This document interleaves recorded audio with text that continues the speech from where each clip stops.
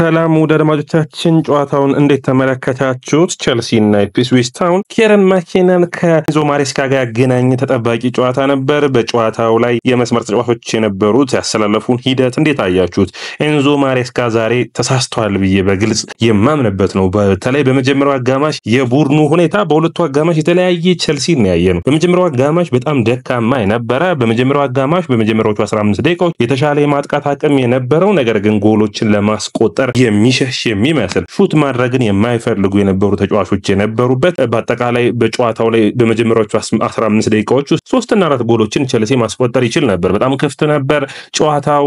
በጨዋታው ላይ ጃክሰን ያገኘውን አጋጣሚ ማድዌኪ ያገኛቸውን ኳሶች መጠቀም አልቻለም ነበር። ያንን ደግሞ ካልተጠቀምክ የእንግሊዝ ፕሪሚየር ሊግ ነውና ኢፕስዊች ታውን ወደ ጨዋታው መጣው። ኢንሲሲዮና እንዲሁም ደግሞ ሌላኛው ተጫዋች ሆኖ ጆንሰን ጎል አስቆጠሩ። ሁለቱ ጎል ሲያስቆጥሩ ለ0 ጨዋታው የመጀመሪያው አጋማሽ ተጠናቀቀ። በጣም ደካማ የነበረ ቸልሲ ነው በመጀመሪያው አጋማሽ ያየነው። ሁለተኛው አጋማሽ ተነሳስተው በጨዋታው ላይ አቻ መውጣታቸው ጥሩ የሚባል ነው። በአጠቃላይ ጨዋታው ግን ለኤንዞ ማሬስካ ከባለፈው ሳምንት የባሰ ደካማ ቡድንን አይተናል። ይህ ኤንዞ ማሬስካ የሚሰሩት ስህተት ዋጋ የሚያስከፍል ነው። ቸልሲ በዘንድሮ ውድድር ዓመት በቻምፒዮንስ ሊግ ላይ ተሳትፎ የማያገኝ ከሆነ በኔ እይታ ይህንን አሰልጣኝ ማሰናበት አለበት ብዬ አስባለሁ። ነገር ግን አሰልጣኙን ቢያሰናበት ደግሞ ሌላ አስቸጋሪ ሌላ አዲስ አሰልጣኝ ሌላ ልምድ የሚጠይቅ ነው የሚሆነው። አሁንም ከአሰልጣኙ ብቻ ሳይሆን ቡድኑ ውስጥ ልምድ ያላቸው ተጫዋቾች ያስፈልጋሉ። ፕሪሚየር ሊጉን የሚያውቁ የፕሪሚየር ሊግ ጨዋታዎችን በሚገባ መጫወት የሚችሉ ተጫዋቾችን ማብዛት ያስፈልጋል። በዛሬው ጨዋታ ላይ 2 የቀይ መስመር ተከላካዮች እያሉት ተቀያሪ ቤንች ላይ አስቀምጠ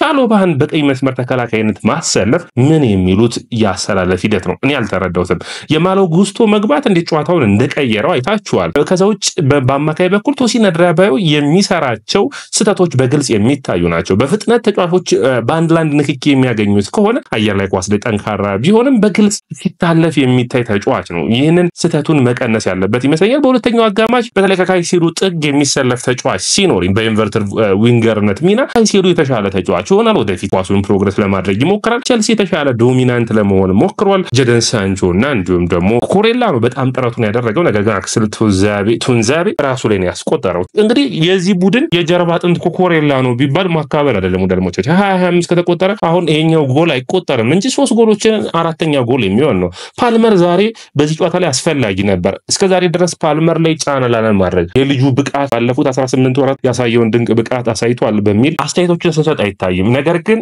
በኔ እይታ ዛሬ ፓልመር መወቀስ ያለበት ነው። ፓልመር ሹት ማድረግ ድሎችን ሲያገኝ የመጨረስ አይደለም፣ ኮንፊደንሱ ላይ አይደለም። በተለይ በመጨረሻዎቹ ደቂቃዎች ላይ ሹት ሲያደርግ ይታይ ነበር። በተለይ የመጨረሻው ኳስ የኤንዞ ፈርናንዴዝ 94ኛው ደቂቃ ላይ ያገኘው ኳስ ይህ ቡድን ኔቶም እንደዚሁ በአጠቃላይ ቡድኑ የማጥቃት እድሉን ጎሎችን ማስቆጠር ላይ ማሻሻል ይጠበቅበታል። ይህ ደግሞ የአሰልጣኙ ተቀዳሚ ስራው ነው። አሁን ቸልሲ አጣብቂኝ ውስጥ ገብቷል። በቻምፒዮንስ ሊግ ተሳትፎ ላይ 6 የፕሪሚየር ሊግ ጨዋታዎች ይቀሩታል። ቶፕ 5 መጨረስ ይጠበቅበታል። 5ኛ ካልጨረሰ 6ኛ ነው ማለት ነው የሚጨርሰው ቻምፒዮንስ ሊግ ተሳትፎን ማያገኝ ከሆነ። ያ ደግሞ ለኤንዞ ማሬስካ ራሱ አሳሳቢ የሚሆነው በውድድር ዓመቱ እስከ ታህሳስና ጥር ድረስ 2ኛ የሚፎካከር የነበረ ቡድን እንዴት የቻምፒዮንስ ሊግ ተሳትፎ ያጣል? 5ኛ መውጣት እንዴት ያቅተዋል? በተለይ በሳምንቱ አጋማሽ ተጫዋቾችን ለመቀያየር እና በኮንፈረንስ ሊጉና በፕሪሚየር ሊጉ መካከል ሆኖ ቡድኖችን ለመወሰን መቸገር ልክ የሚባል አይደለም በኔ እይታ። ኮንፈረንስ ሊጉን በማንኛውም አይነት ቡድን ቢጫወት ቸልሲ የተሻለ ውጤት ያመጣል። ኮንፈረንስ ሊጉ በጣም ደካማ ነው። ስለዚህ ለማመጣጠን መሞከር ወይም መሄድ የለበትም። ከዛ ውጭ የቸልሲ የስፖርቲንግ ዳይሬክተሮች መወቀስ አለባቸው። ቡድኑን አዳክሞታል። የቡድኑን ስኳድ ተጫዋቾች ጥሩ የነበሩትን ቸልሲ በባለፈው እስከ ጥር ድረስ ጥሩ የነበረው አንደኛ የጃኦ ፌሊክስ፣ የሬናቶ ቬጋ፣ ሜቢ ደሳሲን ላናነሳው እንችላለን ተከላካይ መስመር ነው። ነገር ግን እነዚህ ተጫዋቾች ሁለቱን ማንሳት የሚጠበቅበት የተከላካዩ ቹኩሜካንን ማንሳት እንችላለን። እዚህ ቡድኑ ውስጥ የተሻሉት ካይሴዶን ጨምራችሁ እነዚህ ተጫዋቾች የቀየረ ያስገባ ማሳረፍ የሚችልበትና በኮንፈረንስ ሊጉ ቸልሲ በአጠቃላይ በእነዚህ ተጫዋቾች እየተጠቀመ ጥሩ ውጤታማ ነበር። አሁን በሳምንቱ አጋማሽ ሪሲ ጄምስን ለምሳሌ ለፕሪሚየር ሊጉ አይደለም ወይ መጫወት የሚጠበቅበት? ፕሪሚየር ሊጉ ውጭ ሌላ ምን አሳሳቢ ጨዋታ አለበት ቸልሲ? ማለት ኮንፈረንስ ሊጉ ያስፈልግም እያልኩ አይደለም። ማንም የቸልሲ ደጋፊ በኔ እይታ ቢጠየቅ ኮንፈረንስ ሊጉን ዋንጫ ሳያነሳ ቶፕ 5 ገብቶ ቻምፒዮንስ ሊግ ተሳትፎን ቢያገኝ በቂ ነው። በሚቀጥለው ውድድር ዓመት አዲስ ቡድን መገንባት ይችላል። ኮንፈረንስ ሊጉን ማንሳት ለቸልሲ ከቼልሲ የተለየ የሚባል አይደለም። በኔታ ይሄንን ነው የምረዳው። ምክንያቱም የክለቦች ዓለም ዋንጫ አለ። ዛሬ ጥሩ ተሳትፎን ማድረግ ለቼልሲ የተሻለ ገንዘብ የሚያስገኝ ነው። እስካሁን ድረስ የደረሰው ደካማ ቡድኑ ነው። የቼልሲ ጠንካራ ተፎካካሪን አላገኘም። ስለዚህ እንደዚህ አይነት ስህተቶችን የቼልሲ የስፖርቲንግ ዳይሬክተሮች አጥቂ ባለማስፈረማቸው አሁንም ዛሬም በሚገርም ሁኔታ ጃክሰን ቢጨርስ ጨዋታውን ይሻላል። እኔ ክሪስቶፈር ንኩኩ ከሚገባ ወደ ጨዋታው ስለመግባት ይዘገያል፣ ውጤታማ አይደለም። ታይሪክ ጆርጅን ቀይሮ ማስገባት ይሻላል። ክሪስቶፈር ንኩኩ ደካማ ተጫዋች ነው እያልኩ አይደለም፣ ነገር ግን ከቡድኑ ጋር መዋሃድ አልቻለም። ይሄ በግልጽ የሚታይ ነው። ስለዚህ ይህንን አይነት ትክክል ያልሆነ ጨዋታን ኤንዞ ማሬስካ ቡድኑም አሰልጣኙም ባለቤቶቹም መወቀስ ያለባቸው ይመስለኛል። ቼልሲ ብዙ ገንዘብ ነው ያወጣው። ይህን ሁሉ ገንዘብ አውጥቶ እንደዚህ አይነት ደካማ ቡድን ሊገነባለት የቼልሲ ደጋፊዎች አይፈልጉም። ዋንጫዎችን ማሸነፍ ይፈልጋሉ። ነገር ግን ከዋንጫዎች በፊት ደግሞ ቡድኑ ጨዋታው ቅርጽ እንዲይዝ ያስፈልጋል። በዘንድሮ ውድድር ዓመት ቼልሲ ኮንፈረንስ ሊጉን አሸንፎ ቻምፒዮንስ ሊጉ ላይ ተሳትፎን ማያገኝ ከሆነ ምን ጥቅም አለው? ምክንያቱም በኮንፈረንስ ሊጉ ማሸነፉ ዩሮፓ ሊግ እንዲገባ ነው የሚያደርገው። የቼልሲ በቻምፒዮንስ ሊጉ ላይ የማይሳተፍ ከሆነ ክረምቱን ሁሉ ለቼልሲ ደጋፊዎች አስቸጋሪ የሚያደርጉት ነው የሚሆነው። አጠቃላይ ብቻ ኤንዞ ማሬስካ ዛሬ መወቀስ አለባቸው። ኤንዞ ማሬስካ፣ ማዱዌኬ፣ ፓልመር እንዳል አጥቂዎቹ ማለት ነው፣ ኔቶ፣ ጃክሰን መወቀስ ያለባቸው ይመስለኛል። ተከላካይ መስመሩ ቶሲን አድራባዮ፣ ሳንቼዝ ምንም ስለ ሳንቼዝ ጥሩ ነገርም ማውራት የሚያስፈልግ አይመስለኝም። በኔ እይታ ምንም የሚሰራው ነገር ግራ ነው የሚያጋባው። የሳንቼዝ ከኋላ ሲመሰርት በቀላሉ ነው ፕረስ የሚደረገው። የሚገባ ኳሱን የሚጫወት ኳሱን ከኋላ ለመስራት የሚሞክር ቡድንን አታዩም። እንዴት ኳሱን በስነ ስርዓት በረጅሙ ኳስን ቢመታ ራሱ ይሻላል። አንድ ደካማ የሆነ ነው። እንግዲህ በአንድ አጋጣሚ አይታችሁት ከሆነ ኮልቪል ብቻውን ይጮሃል፣ ኑ ወደፊት ወጣ በሉለትና ኳሱን ለመቀበል። ምክንያቱም ፕረስ እየተደረገ ኳሱ እየተቀማ እንዳለ በግልጽ የሚታይ ነው። ኮልቪል እና ቶሲን አድራባዮ በተለይ የመጀመሪያው ጎላውን በሚቆጠርበት መልኩ እንዴት ያ ኳስ ያልፋቸዋል? ከፊታቸው ያለ አንድ አጥቂ ነው። የተሻለ እንዴት መከላከል አልቻሉም? እንግዲህ መጠየቅ ያለባቸው ይመስለኛል። እንግዲህ ይህ የኔ እይታ ነው። ደርማዎቻችን በቀጥታ የጨዋታውን ሁኔታ ትንታኔዎቹን የምናደርሳችሁ ይሆናል። ይህ ያያ ስፖርት ነው። ላይክ፣ ሼር፣ ኮሜንት፣ ሰብስክራይብ ማድረጋችሁን አትርሱ። እናንተ ላይክ፣ ሼር፣ ኮሜንት፣ ሰብስክራይብ ብዙዎቹ ጋር እንድንደርስ ያገዘናል።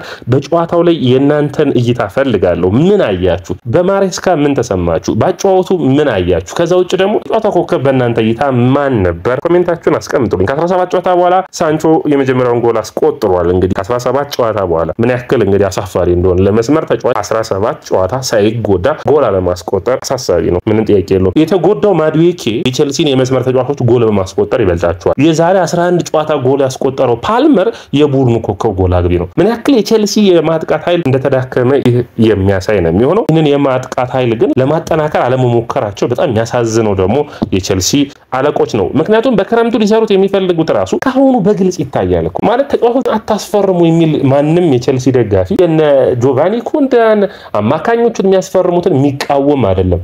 ነገር ግን የተሻሉ ልምድ ያላቸው ተጫዋቾች እዚህ ቡድን ውስጥ ሊመጡ ግድ ይላል። ያለበለዚያ ተመሳሳይ ችግሮችን እያየ ቼልሲ የሚቀጥል ይመስለኛል። እዚህ ቡድን ውስጥ ካይሴዶና ኤንዞ ፈርናንዴዝ ብቻቸውን፣ ፓልመር ብቻቸውን ቡድኑን ዋንጫ ሊያመጡለት የሚችሉ አይመስለኝም። አንድ ቡድን ውጤታማ ለመሆን ከ7 እስከ 8 6 ቢያንስ 6 እስከ 7 የሚሆኑ ቋሚ የሆኑ ሁሌም ውጤታማ የሆኑ ተጫዋቾች ያስፈልጉታል። ፎፋና፣ ላቪያ በጉዳት ይቸገራሉ። የነዚህ ተጫዋቾች በቋሚ አሰላለፍ ውስጥ መኖር ቼልሲን የተሳካ ያደርገው ነበር። ነገር ግን ለነዚህ ሽፋን የሚሰጥ ውጤታማ የሚያደርግ ተጫዋች ያስፈልጋል ብዬ አስባለሁ። እንግዲህ እናንተን እይታ የምጠብቅ ነው የሚሆነው። ደርማዎቻችን እዚህ ላይ ኮሜንት መስጫ ቦክስ ላይ አስቀምጡልኝ። በጨዋታው ላይ እንግዲህ ባየነው መሰረት ኢፕስዊች ባለፈው ሳምንት በወልቭስ የተሸነፈ ቡድን ነው። ወራጅ ቀጠና ላይ ያለ ቡድን ነው። አሁን በሚገርም ሁኔታ ነው 19ኛ ያለ ነው ደርማዎቻችን። ስለዚህ ለቼልሲ በዚህ ቡድን መቸገሩ ውጤቱ ይበል የሚያሰኝ አይደለም። ቼልሲ እንግዲህ ከ3ኛ እስከ 7ኛ ባለው ደረጃ ሰንጠረዥ ውስጥ 4 ነጥብ ነው ልዩነታቸው። ቼልሲ ቀሪ ጨዋታዎቹ አሳሳቢ እንደሆኑ ይታወቃል። ምክንያቱም ቀጣይ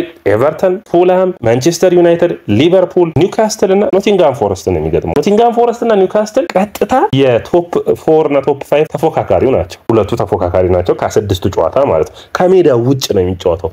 ይሄን ያዙልኝ። ሊቨርፑል እና ማንቸስተር ዩናይትድ በሜዳው ነው የሚገጥማቸው። ጠንካራ ነው። ኤቨርተን ኖቲንጋም ፎረስትን አሸንፏል። ኤቨርተን በዴቪድ ሞይስ በጣም ጠንካራ ቡድን ሆኗል። አቻ ውጤትን ይዞ የሚመጣ ቡድን ነው። በሜዳው ይገጥማል። ፉልሃምን ነው ከሜዳው ውጭ የሚገጥመው። 6ቱ ጨዋታ የሞትና የሸረት ናቸው። ቼልሲ ውጤት አያመጣም አይደለም። በዚህ ግን በብሬንፎርዱና በኢፕስዊች ታውን ባየነው ብቃት ግን ውጤት አያመጣም። የብሬንፎርዱ ጨዋታ ይሻል ትንሽ የተሻለ ይመስለኛል። አትሊስት መከላከሉ ጥሩ ነበር። ዛሬ እኮ መከላከሉም ማጥቃቱም ነው ደካማ የሆነው። በሁለተኛው አጋማሽ ተመልሷል። በሁለት ጨዋታዎቹ ጣላቸው 4 ነጥቦች ቼልሲን 3ኛ የደረጃ ሰንጠረዡ ላይ የሚያስቀምጠው ነበር ይህንን ስህተት መስራት አልነበረባቸውም ብዬ አስባለሁ። ቀጣይ ጨዋታዎች ጠንካራ ይሆናሉ። እርስ በራስ ቡድኖች ይገናኛሉ። አስቶን ቪላን አሁን የዛሬው ነጥብ መጣል ቸልሲ ከአስቶን ቪላ ጋር እንዲፎካከር ግድ የሚያደርገው ይመስለኛል። እንግዲህ ጠንካራ ፉክክር ነው። እርስ በራሳቸው እነዚህ ቡድኖች ይገናኛሉ። ማንቸስተር ሲቲና አስቶን ቪላ ይገናኛሉ። ቸልሲ ኤቨርተን ጋር ይገናኛል። ኖቲንጋም ፎረስትም እንዲሁም ኒውካስትል ቀሪ ጨዋታ አለው። ስለዚህ ኒውካስትል ከነዚህ ቡድኖች ደግሞ የተሻለ እድል አለው። ስለዚህ ይህንን የሚጠበቅ ነው የሚሆነው። ኬረን ማኬና ወደ ስታንፎርድ ብሪጅ ተመልሰው መጡ። እንግዲህ በክረምቱ ቸልሲ ይህንን አሰልጣኝ ለመሾም ብዙ ጥረቶችን አድርጎ ሾርት ሊስት ውስጥ ገብተው ነበር። ነገር ግን በመጨረሻ ራሳቸውን አግልለዋል። በኢፕስዊች ታውን መቆየታቸውን ተከትሎ ፖቼቲኖን ለመተካት የሚመረጡት አሰልጣኞች ውስጥ አንዱ ነበሩ። ነገር ግን በመጨረሻ ቶማስ ፍራንክና ኤንዞ ማሬስካ ነበር የቀሩት። ከሁለቱ እንግዲህ ኤንዞ ማሬስካ መርጠዋል። ቶማስ ፍራንክ ይሻል ነበር። እኔ እንጃ ምን ትላላችሁ? ቶማስ ፍራንክ በፕሪሚየር ሊጉ ልምድ ያለው ነው። ኤንዞ ማሬስካ በፕሪሚየር ሊጉ ልምድ አልነበረውም። አሁን ይሄን ነው ውሳኔዎቻቸው ላይ የቸልሲ ያልተጠበቁ ውሳኔዎችን ምትል ቶማስ ፍራንክን ቢያመጡ የተሻለ ብቃት ያሳያሉ። ምንም ልናውቀው አንችልም። ፕሪሚየር ሊጉ ባለመገመቱ ነው የሚታወቀውና ነገር ግን ከኤንዞ ማሬስካ የተሻለ በፕሪሚየር ሊጉ ልምድ ያላቸው ናቸው። እንግዲህ ኬረን ማኬና ግን ቸልሲ እውነት ለምን መለመላቸው የሚለውን ለቸልሲ አሳይተውታል ማለት ይቻላል። ከሜዳቸው ውጭ አሸንፈውታል። በሜዳቸው አሸንፈውታል። ከሜዳቸው ውጭ አቸውታል። ከቸልሲ ላይ 4 ነጥብ ወስደዋል። ለቸልሲ ይህ አሳፋሪ የሚባል ነው። ምክንያቱም ከወራጅ ቀጠና ካሉ ቡድኖች ቢያንስ 6 ነጥቦችን ማግኘት ይጠበቅበት ነበር። ከሳውዛምፕተን ከወልቭስ ያገኘውን እዚህ ቡድን ውስጥ ማግኘት ይጠበቅበት ነበር ብዬ አስባለሁ። ከሌስተር ሲቲ ማግኝቷል። ነገር ግን በኢፕስዊች ታውን 4 ነጥቦችን ጥሏል። በሚገባ ኤንዞ ማሬስካን አጫወት ግን የሚያውቅ አሰልጣኝ ይመስለኛል። በሚገባ መተዋወቃቸውን ታያላችሁ። በአምስት ተከላካይ ወደ ኋላ ሳብ አድርጎ ቡድኑ ማጥቃት ሲፈልግ በማጥቃት እንዴት ማጥቃት የኤንዞ ማሬስካን ቡድን እንደሚቻል በግልጽ ለሌሎች የፕሪሚየር ሊግ ቡድኖችም ያስረዳ ይመስለኛል። በአጠቃላይ ጥሩ ቡድንን እየመሰረተ ያለ ነው። ነገር ግን ፕሪሚየር ሊጉ አስቸጋሪ ነው። ለኬረን ማኬና አጫወት በትንሽ ቡድን ውስጥ የሚሆን አይደለም። አምና በርንሌይ ሲወርድ አይተናል። ዘንድሮም የኬረን ማኬና ቡድን መውረዱን የሚያሳይበት ብቃት ነው የሚገኘው። ማድዌኬ እውነት ከቸልሲ ተጫዋቾች የተሻለው የመስመር ተጫዋች ነው ወይ? ድሪብል በማድረግ አዎ፣ ነገር ግን ሹት እያደረገ አይደለም። ያገኛቸውን እድሎች በመጀመሪያው አጋማሽም እየተጠቀመ አይደለም። 2 እና 3 እድሎችን አምክኗል ማለት ይቻላል። በብሬንፎርድ ጨዋታ ተቀያሪ ላይ እንደነበር የምታስታውሱት ነው። ተቀይሮ ገብቶ እንግዲህ ከሜዳ ውጭ በሊጋ ዋርሶ ባደረጉት ጨዋታ ላይ ጎል እንዳስቆጠረ የምታስታውሱት ነው። እንግዲህ ቸልሲ በአጠቃላይ ይህ ቡድን ችግሮቹን ማሻሻልና አሁን በፍጥነት ወደ ጨዋታ ብቃታቸው መመለስ ግድላቸዋል። በመጀመሪያው አጋማሽ እንግዲህ የምታስታውሱት ነው። እንግዲህ በቡድኑ ውስጥ የነበሩ ስህተቶች በዛ ያሉ ነበሩ። በሁለተኛው አጋማሽ የተሻለ ለመሆን ሞክረዋል። ጥሩ የሚባል ነው። ጨዋታዎችን ጥሩ አለመጀመር ግን ለቸልሲ ጥሩ የሚባል አይመስለኝም።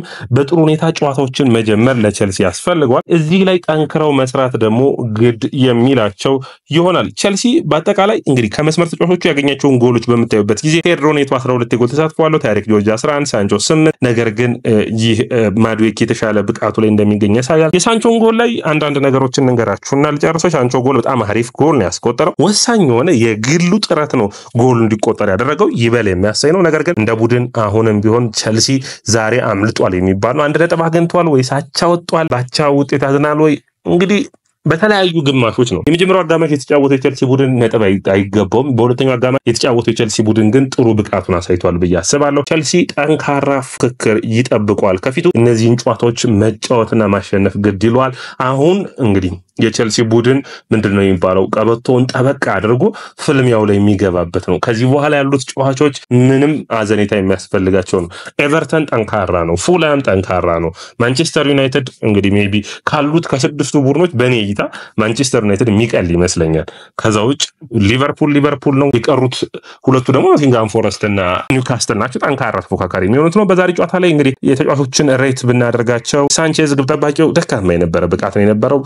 በኳስ ስርጭቱ በኩል ጥሩ የሚባል ተጫዋች አይደለም። ቸልሲ ሌላ ግብ ጠባቂ እንዲያስብ የሚያደርገው ነው። ቻሎባ ሲታለፍ ነበር። በመጀመሪያው አጋማሽ ጥረቶችን አድርጓል። እድሎችን ለመሞከር ለማጥቃት ይሞክር ነበር። በቀኝ በኩል መሰለፉ እንግዲህ አማካኝ የሚባል ብቃትን ያሳየው። ኮልዌል በማጥቃቱ አግዞ በመጀመሪያው አጋማሽ የሞከረው በአየር ላይ ኳስ ጥሩ ነበር። ኩኩሬላ አሁንም ቸልሲ 11 ኩኩሬላ ቢኖረው የተሻለ ቡድን ይሆናል ብዬ አስባለሁ። ጥሩ ፐርፎርማንስን ያሳየው ካይሴዶ ኩኩሬላና ካይሴዶ ላይ እኔ በቸልሲ በውድድር ዓመቱ ቶፕ ፐርፎርማንስ የምላቸው ሁለቱን ተጫዋቾች ነው ማየው። ኤንዞ ፈርናንዴዝ እድሎችን ያገኛል።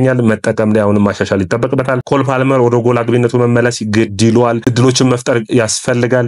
ራሱን ከዚህ ካገባበት ሁኔታ ማውጣትም አስፈላጊ ይመስለኛል። በሁለቱ መስመሮች ላይ የተጫወቱት ኔቶ በመጀመሪያው አጋማሽ እድሎችን ለመፍጠር ይሞክራል። ነገር ግን የኩኩሬላን ስፔሶችን ለመዝጋት ወደ ኋላ ሲመለስ አይታይም። ያንን ማሻሻል ይጠበቅበታል። ኒኮላስ ጃክሰን አጨራረሱ ላይ ጥሩ ፐርፎርማንስን ማሳየት ግድ ይለዋል። በመጀመሪያው አጋማሽ ያገኘውን እድል ማስቆጠር ግድ ይለው ነበር። በጣም ግልጽ እድል ነው ያገኘው። ፖሎ የመለሰ የደረሰበትን ማሻሻል የሚጠበቅበት ነው። ማዱዌኬ ራሱን ማየት ይጠበቅበታል። ተቀይሮ የገባው ሳንቾ ጥሩ ፐርፎርማንስን አሳይቷል ብዬ አስባለሁ። በአጠቃላይ ግን ቼልሲ ቀጣዮቹ ጨዋታዎች ምህረት የሌላቸው ጠንካራ ተፋላሚነትን የሚጠበቅ ነው የሚሆነው። ውድ አድማጮቻችን ይህ ያያ ስፖርት ነው። ላይክ፣ ሼር፣ ኮሜንት፣ ሰብስክራይብ ማድረጋችሁን አትርሱ።